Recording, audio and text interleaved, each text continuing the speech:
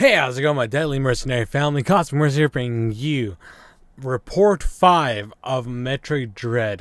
So we're going to go into, again, the Metroid verse.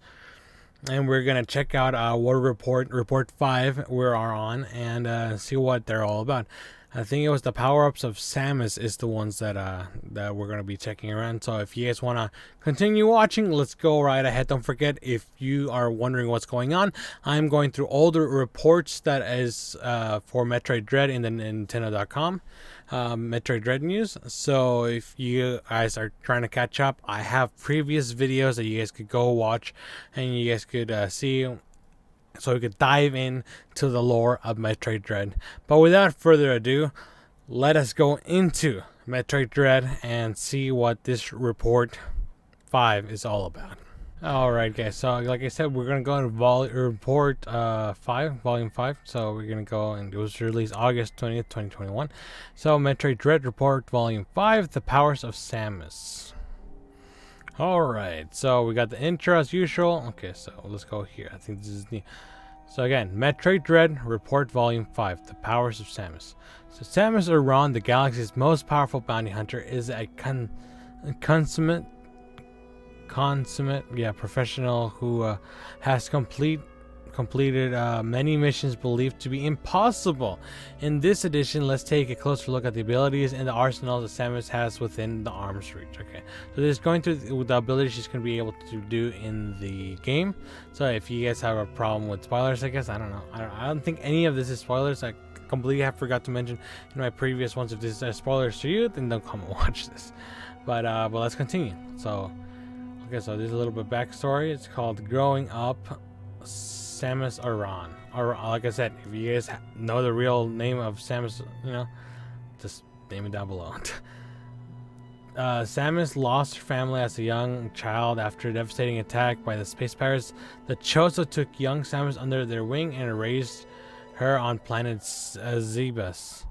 Again, I don't know. I'm really bad with my grammar, so forgive me if I'm butchering these names. She received a DNA transplant from the bird-like species that altered her physiology and allowed her to adapt to harsh new environments. Before striking out on her own, Samus was once enlisted and trained by the Galactic Federation Army. True identity of the face under her helmet remains shrouded in mystery across the galaxy.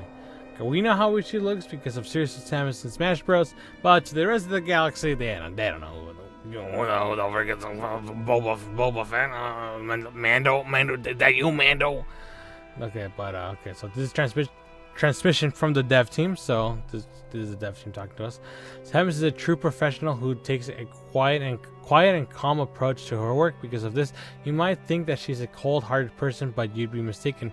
It's in actuality, Samus is a woman with a very kind heart, as evidenced by her shown of mercy of the Metroid hatchling while on a mission to eradicate the enigmatic species. Perhaps the hatchling sense a nurturing nature within Samus when it's imprinted on her. Yeah, I knew they were going to bring that up. So I knew they were going to bring up the Metroid, because apparently that's a big thing. That's a big thing that happened between Metroid, the Metroid, like specifically just one Metroid and Samus, to the point where even the Metroid sacrificed himself. So, rip Metroid. Shout out to his family. Okay, so anyways, so arm cannon. So we basically all know the signature arm cannon, but let's continue. Samus' right arm is completely integrated with her powerful and iconic arm cannon, which can fire two types of weapons: rapid fire beam attacks and powerful missiles. Because the arm cannon is so deeply integrated, Samus can toggle between weapons classes at will. In the Metroid Dread, you can attack from nearly any angle while running, jumping, or holding onto certain walls and ledges. Okay. A little scratch on my ear, but beam attacks, okay. So these are the beam attacks. I like the triple beam attack right there, and I like how she's grabbing onto the ledge. So the beam attacks in Samus go to offensive ability. Acquiring upgrades can modify its power and properties, like increasing the attack speed or adding other functions. Like, for example, 3 attacks.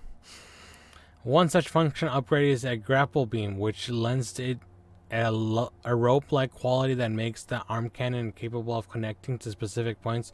Once connected, Samus can tow objects or swing herself to otherwise unreachable parts of the environment. So I'm pretty sure that's going to be very important for us to get into the whole exploration of the game. So that's pretty cool. So missiles. Unlike the endless wave of beam blasts at her disposal, Samus has a capacity limit for this compact yet powerful heavy weapon. It too can be enhanced with ability upgrades. Samus can increase her missile capacity, thus being able to hold more by acquiring missile tanks and missile tanks scattered throughout the world. Search with diligence. Okay, cool. So it seems like these are going to be limited. So another transmission from the dev team. Each attack can be done while running or jumping. In the Metroid Samus Returns game, Nintendo 3DS system, Samus had to plant her feet to free aim and fire. Now you can aim forward in a wide range of angles while running. This makes it easier for attacks to attack it from a distance while on the move. In the Metroid Dread game, most actions like arm cannon attacks and melee counters can be performed from nearly any position. We wish to emphasize the players being able to maintain their speed and momentum at any given time, aiming to make the flow through different types of gameplay feel as seamless as possible. That's good. I really like that idea that you'll be able to, like, why would you have to stop and then shoot? So that's pretty cool. I like that a lot. So actions and abilities. Okay, so we got a melee counter. This action creates an opportunity for Samus to stun the enemy by striking it right as it's about to attack. If successful, the stunned enemy is then open to get the hit and powerful follow-up attack. Samus can dash counter while running too. Okay, that's cool. Morph Ball. Well, we know that one, but Samus can pass through narrow passages by sliding or by curling up into Morph Ball. So,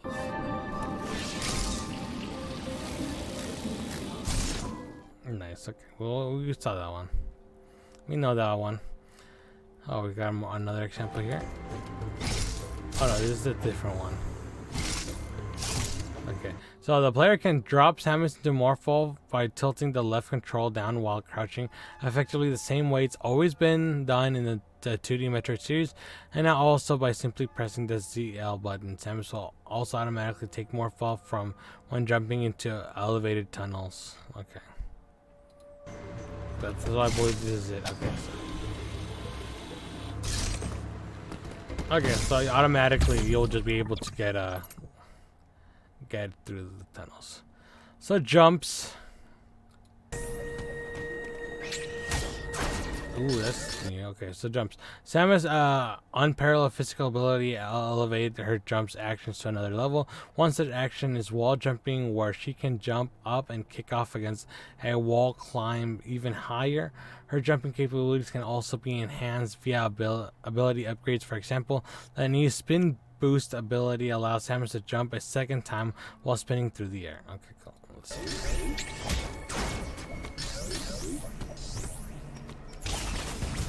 Oh, that's so cool, dude. Different things that you could probably do. So basically, we just got double jump is what I'm seeing here. Okay, so we already read that. And then Eon abilities. Okay, so these are the Eon abilities. These are the new abilities that we were talking about. Okay, Samus can tap into a special mystical energy called Aeon to temporarily use certain abilities. One such ability is to Phantom Cloak, which blankets her in an optical camouflage to render her invisible. Using this while standing still will slowly deplete her reserve of Aeon energy. She can also move while camouflaged, but it costs a greater amount of Aeon energy. Why not and use her reserve automatically regenerates over time? Okay, so that's cool. And also don't forget that if you could use more than the Aeon energy that you have, the only problem is you will literally die. You literally will go all the way down to 1. And I don't know if they stopped it when they showed us this. They stopped it right when she hit 1. Or it automatically all the way just goes to 1. So it's a real big Egyptian god card, raw move right there. But if you're desperate, if you don't want to get caught by these sons of guns. Oh, that was close.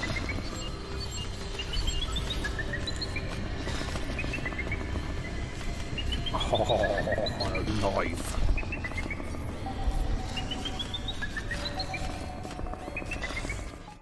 So again, that's something. Yeah, something I had to, you could do that, and you also use your power or your stamina or your health, but you will die.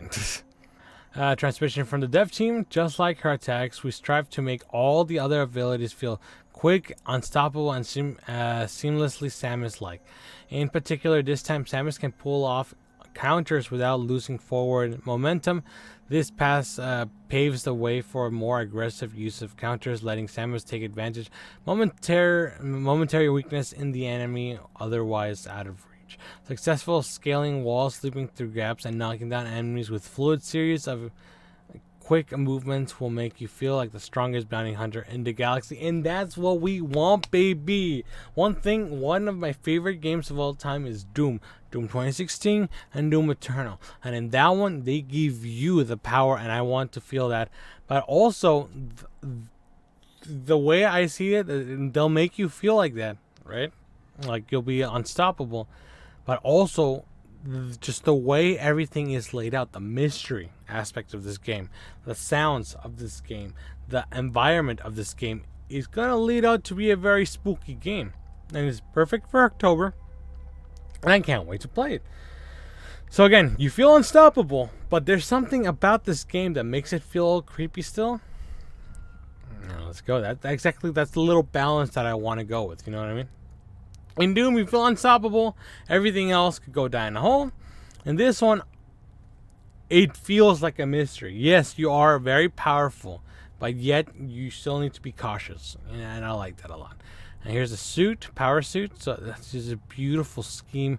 Whoever came up with this suit, oh, it's beautiful. I love the arm cannon right there. Oh, this is very beautiful. Very beautiful. Okay, so the power suit that Samus wears is based on Chozo technology and was created specifically for her, incorporating abilities, upgrades, and can expand the function of the power suit performance and the arm cannon functions. In addition to power suit's built-in defense, Samus can increase its energy and thus its capacity to withstand damage by acquiring 2 kinds of energy tank items. Standard energy tanks increases the suit's energy by 100 each. She can also collect the energy parts to reconstruct the same function as standard energy tank. Okay, so that's transmission from the dev team. Okay, Samus power suit is one of a kind article made with superior technology of the Chozo. While the series has seen several suit designs, the fully powered suit from the Metroid Zero Mission game for the Game Boy Advance system, obtained by overcoming the Chosodai Ruins trial, is the basis for this new design. The events of the previous game, Metroid Fusion, also the Game Boy Advance system, changed a lot of things for Samus and her suit, but this time we're using a new power suit to imagine what would be beyond Metroid Fusion. Okay, and then apparently an ability that she has is immune to the X parasite. So as you can see here, this is not from Dread. This is actually from, I believe, from what I've been reading, Metroid Fusion. So her suit is much more like, I mean, for lack of better terms that I can't find, more tight on her. So it's like basically her skin at that point in the game.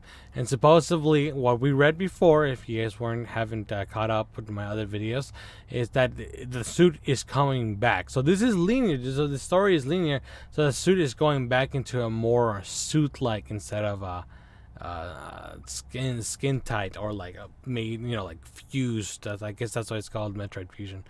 So, and then she got a vaccine for the X parasite. Remember, get vaccinated, guys. The Metroids were created to be the neutral enemy of the X parasites. By receiving an emergency dose of the Metroid vaccine, created from a cell culture previously sourced from the Metroid hatchling, Samus became the only living creature who cannot be harmed by X parasite. Because of her immunity, Samus alone is dispatched to planet ZDR to investigate the possible presence of the X parasite, a life form thought to have been eradicated. Okay. So this is a transmission from the dev team. The X parasite is a terrifying creature capable of infesting any living thing, causing it to die, and then mimicking its host and using the genetic information it copies. Okay.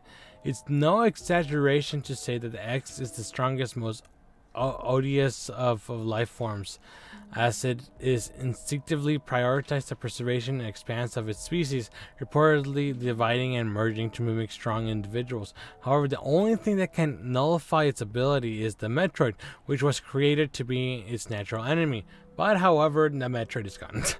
Since the Metroid went extinct prior to the events of Metroid Dread, the only one that can rival the X is Samus, and she now has the Metroid DNA in her.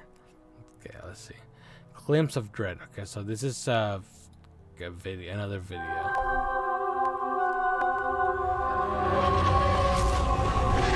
So I think they already showed us this trailer, but this.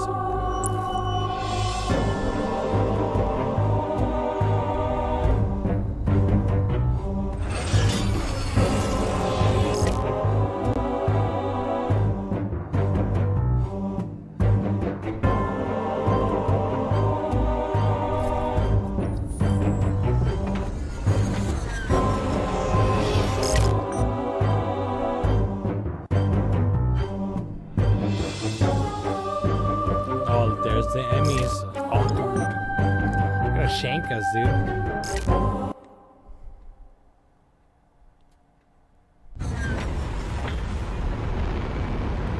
Treat our lost assets with care, lady. Entering the atmosphere in T-minus 10. 3, 2, 1. You said T-minus 10.